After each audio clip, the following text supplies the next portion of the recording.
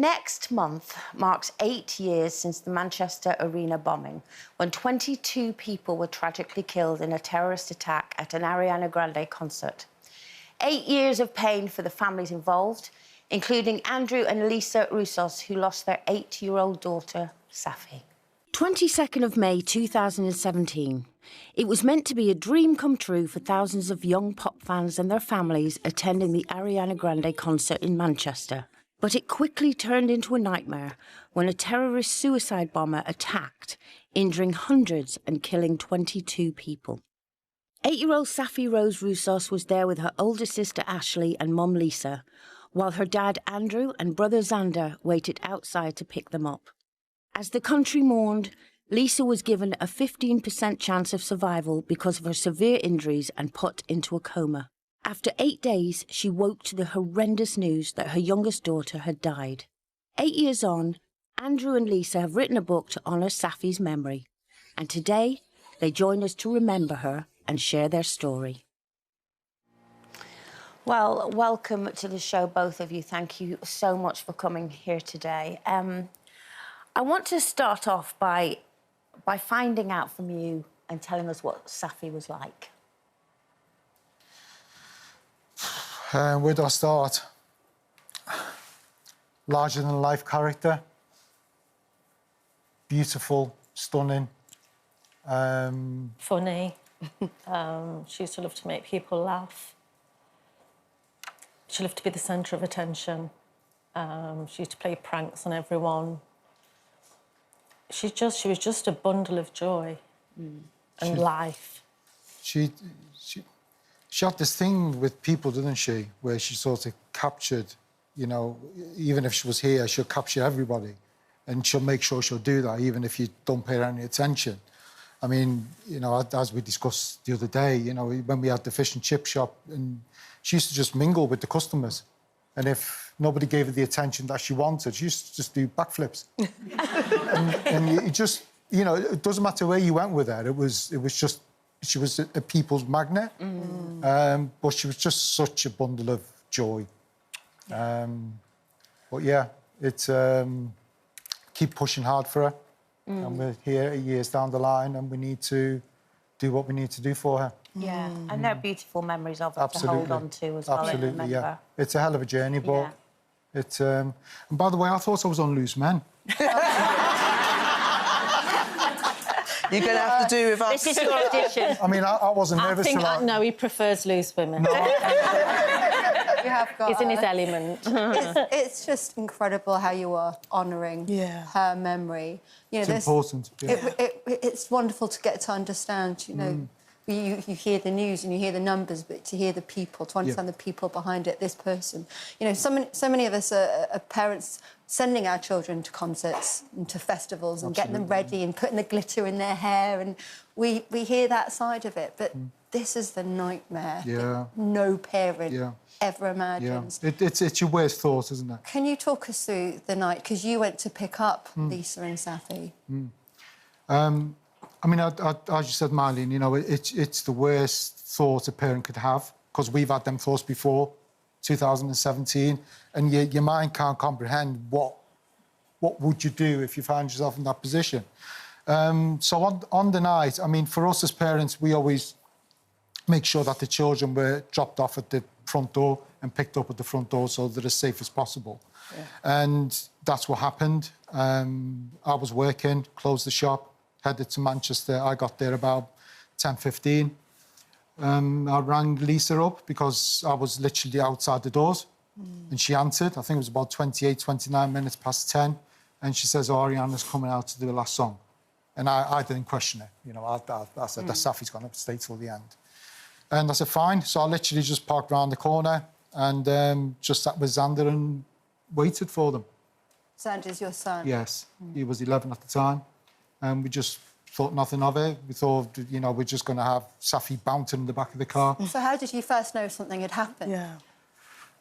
We heard something. I wasn't quite sure what it was. I thought it was a metal board or a fight breaking out, because we were literally facing the train station. So there was naturally a good few people there. And we heard this noise, and there was, you know, children, people screaming, hysterics. But again, I thought it'd be some sort of trouble at the train station. Didn't think anything of it.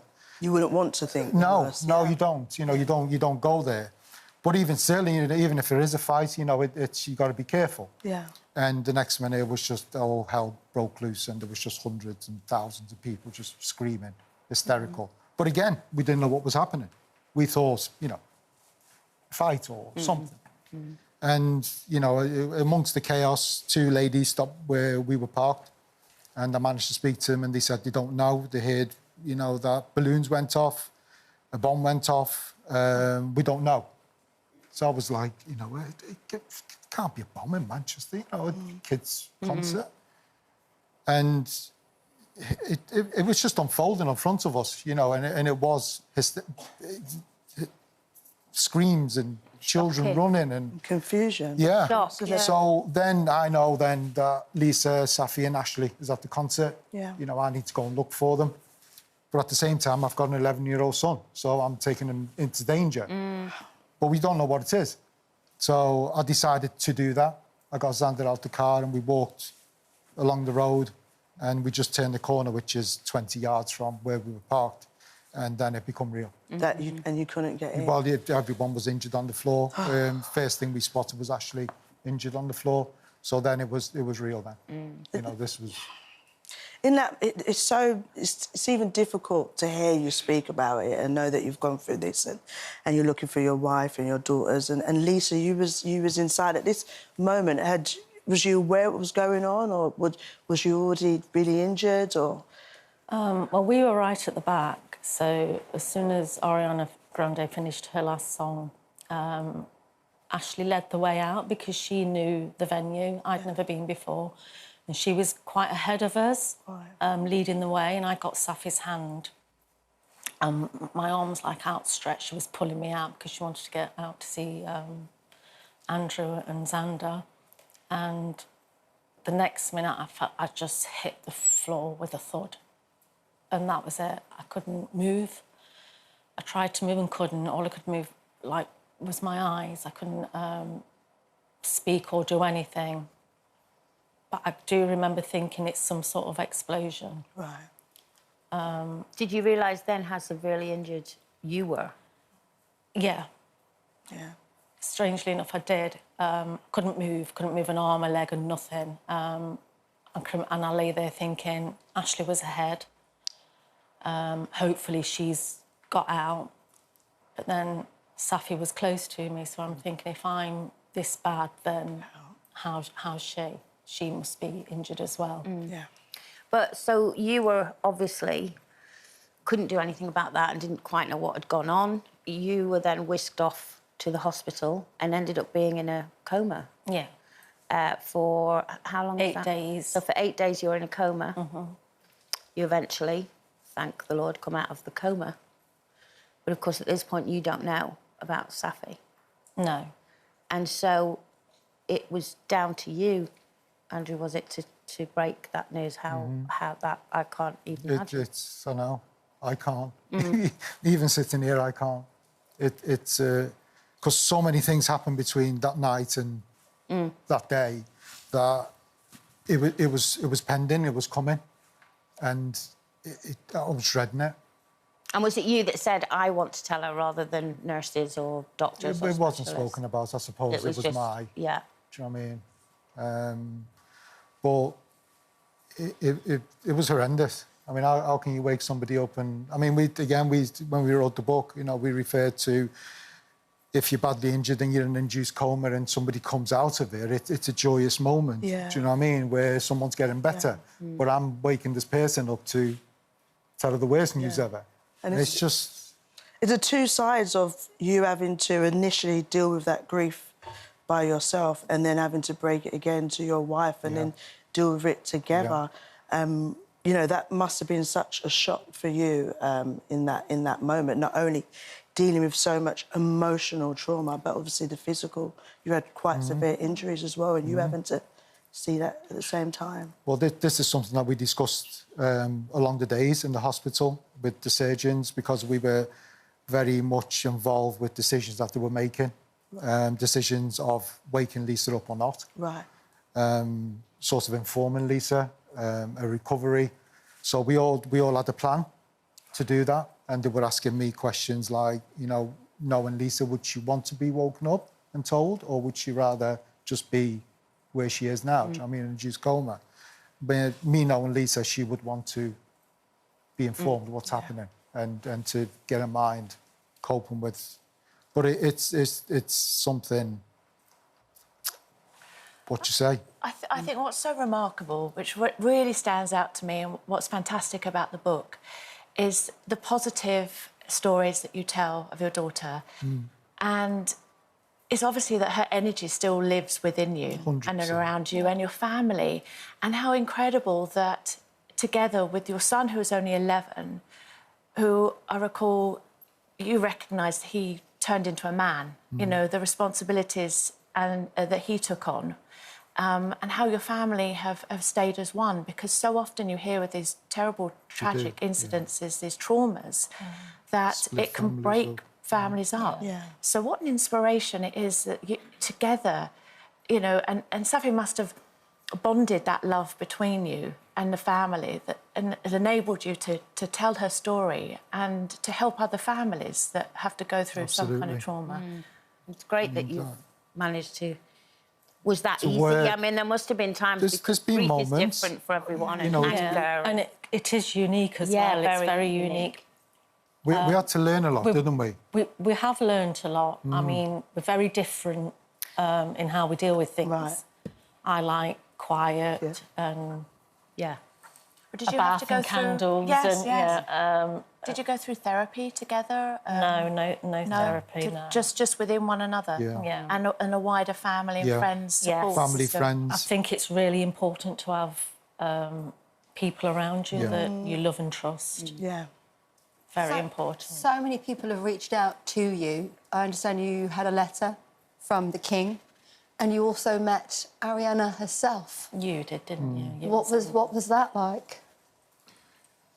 It was something that I needed to do as a father, because she was getting a lot of negative press at the time, and I thought it was unfair. Just a child herself. Exactly. This is the point where I wanted to meet her, and it's amazing how you speak, you know, throughout the years, and can't believe you met this superstar, and that didn't mean anything to me. It was more. I mean, what would a young 21-year-old, doesn't matter who she is, feel what happened after So you that were a life? father meeting Exactly. a child. Well, I did. I literally grabbed her by the hand and sat her down because she was hysterical herself, crying. Yeah. And I just wanted to let her know what Saffie meant to her, that what she did was nothing wrong, and It wasn't her fault. it wasn't her fault. And what you read through the press, it's part and parcel of what you do, but please take it from us that this is not your fault. How would you want Saffie to be, you know, remembered? And, you know, when you think about her and you want people... Even this is such a horrific and tragic and heartbreaking event, but how would you want everyone, after watching this, to feel about your daughter? We live our lives now with Saffie with us. You know, we've bought a house, we've brought all the stuff with us, her bedroom's there. We don't use it as a shrine. You know, people come and stay. Our granddaughter comes and takes all the slippers and bunny ears and... Well, she's... She was such a bundle of energy that you still feel that. Yeah. She's our oxygen. You know, we're here now doing this for her. Yeah. You know, we're her voice. And it is a coping mechanism, and it does take time to comprehend that, but you've got to move forward with them. Yeah. Yeah. I'm going to dance. I'm going to... Yeah, Which one yeah. dance Well, after you know, I can yeah. see her now doing all kinds, but she would have achieved a lot of things in her life because we don't want her to be remembered for the youngest what victim. happened. Yes. We really don't. Yeah. Because she was so much more than that. The book She is here, Saffie. beautiful. Brilliant book, and Fighting for Justice, of course, it's all in there. Can I just thank you so much for sharing your stories with us today. Thank you for a real all pleasure being to so meet you lovely. Yeah. Thanks a lot.